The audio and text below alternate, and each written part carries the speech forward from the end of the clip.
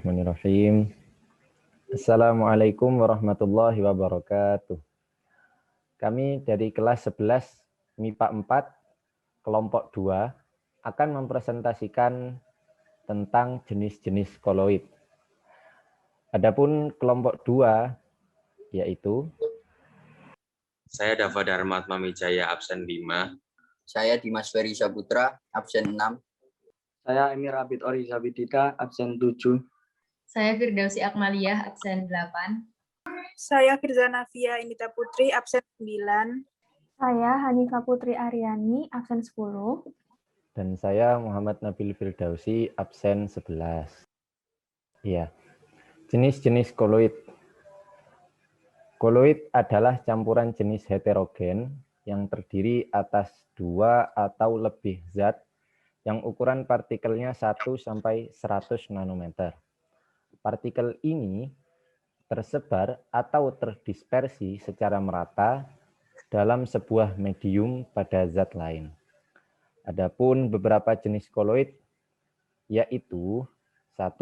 Emulsi, 2. Sol, 3. buih, 4. Emulsi padat, 5. Sol padat, 6. buih padat, 7. aerosol, dan 8. aerosol padat.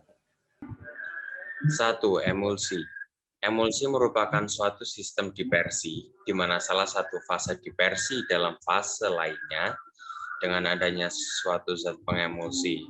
Emulsi terbagi menjadi 2 tipe, yaitu emulsi sederhana dan emulsi ganda. Emulsi sederhana dapat berbentuk emulsi air dalam minyak, A garing M, atau emulsi minyak dalam air, M garing A. Emulsi ganda dapat berbentuk emulsi air dalam minyak dalam air, A garing M garing A, atau emulsi minyak dalam air dalam minyak, M garing A garing M. Contoh koloid jenis ini adalah susu, santan, dan lotion. Contoh soal. Suatu sistem dispersi yang terdiri dari paling sedikit 2 fase cairan yang tidak saling mencampur disebut A. Larutan, B. Suspensi, C. Emulsi, D. Dekolulasi. Jawabannya C. Karena definisi dari emulsi itu sendiri adalah sistem dispersi yang terbagi menjadi 2 tipe, yaitu emulsi sederhana dan ganda. 2. Sol. Sol merupakan sebutan khusus untuk sistem koloid dengan fase terdispersi padat dalam medium pendispersi cair. Contoh koloid jenis sol adalah kanji, tinta, dan cat. Contoh soal. Sol emas dapat dibuat dengan cara busur Bredig dan cara reaksi redoks. Jelaskan perbedaan kedua cara tersebut. 1. Busur Bredig adalah salah satu cara dispersi atau pembuatan koloid yang berasal dari suspensi. Busur Bredig adalah reaksi dengan menggunakan loncatan bunga api listrik. Logam emas yang akan didispersikan dipasang sebagai elektrode yang dihubungkan dengan arus listrik tegangan tinggi. Hasilnya adalah uap logam.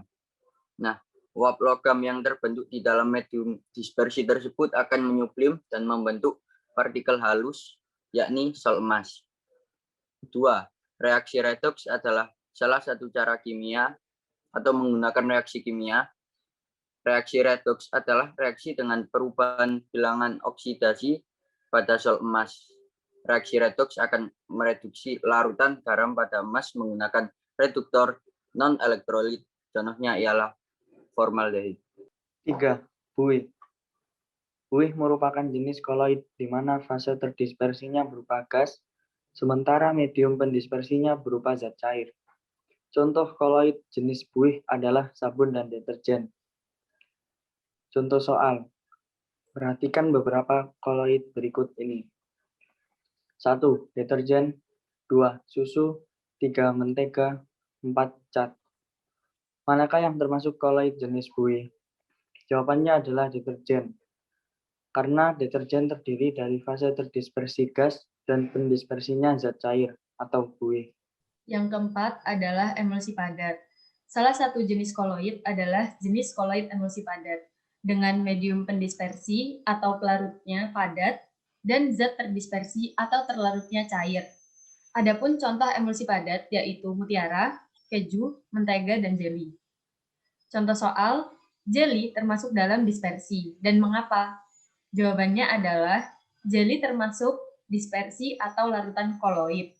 Karena walaupun medium pendispersi dan zat terdispersinya dilarutkan akan terlihat seperti larutan homogen pada dispersi halus atau tidak bisa dibedakan medium pendispersi dan zat terdispersinya. Namun, jika larutan homogen, benar-benar tidak terlihat perbedaannya. Sedangkan larutan koloid, ketika dilihat menggunakan mikroskop, medium pendispersi dan zat terdispersinya terlihat berbeda. 5. Sol padat. Sol padat merupakan jenis koloid di mana fase terdispersinya berupa zat padat, sedangkan medium pendispersinya juga merupakan zat padat. Contoh dari jenis koloid ini adalah intan hitam dan kaca berwarna. Contoh soal, perhatikan beberapa koloid berikut. 1. Susu, 2. Gelas hitam, 3. Intan hitam, dan 4. Cat. Pasangan koloid yang merupakan koloid sejenis terdapat pada nomor D, 2, dan 3. Penjelasannya karena satu susu terdiri dari fase terdispersi cair dan medium pendispersinya juga cair, yaitu emulsi. 2. Gelas hitam terdiri dari fase terdispersi padat dan medium pendispersinya juga padat, yaitu sol padat. 3. Intan hitam terdiri dari fase terdispersi padat dan medium pendispersinya juga padat, yaitu juga merupakan sol padat. Dan yang terakhir, cat terdiri dari fase terdispersi padat dan medium pendispersinya cair, yaitu merupakan sol. Jadi yang memiliki koloid sejenis adalah nomor 2 dan 3. 6. Buih padat. Buih padat merupakan salah satu contoh koloid yang fase terdispersinya berupa gas, sementara medium pendispersinya yaitu zat padat. Contoh buih padat yang dapat kita temui dalam kehidupan sehari-hari yaitu styrofoam, batu apung, dan karet busa. Contoh soalnya, jelaskan bagaimana pembentukan dari buih padat. Berikan salah satu contoh. Jawaban, buih padat terbentuk dari campuran medium pendispersi dan fase terdispersi, di mana medium pendispersinya adalah zat padat dan fase terdispersinya adalah gas. Salah satu contohnya adalah karet busa. Yang ketujuh adalah aerosol. Aerosol adalah koloid yang memiliki medium pendispersi berupa gas dan memiliki zat terdispersi berbentuk cair. Gampangnya, dia yang terlihat dari luar itu berbentuk gas. Contoh koloid jenis ini adalah obat nyamuk. Contoh sistem koloid dari fase terdispersi cair dalam pendispersi gas adalah, ini contoh soalnya ya, A. Santan, B. Tinta, C. Buih sabun, dan D. Parfum X. Penjelasan, ini di sini jawabannya adalah D. Parfum Axe. Kenapa? Karena yang dimaksud oleh soal adalah aerosol. Yang dimaksud soal kan fase terdispersi cair dan dalam pendispersi gas itu adalah aerosol. Kenapa bukan yang A? Karena santan itu adalah koloid emulsi, yang mana fase terdispersi cair dan medium pendispersinya cair.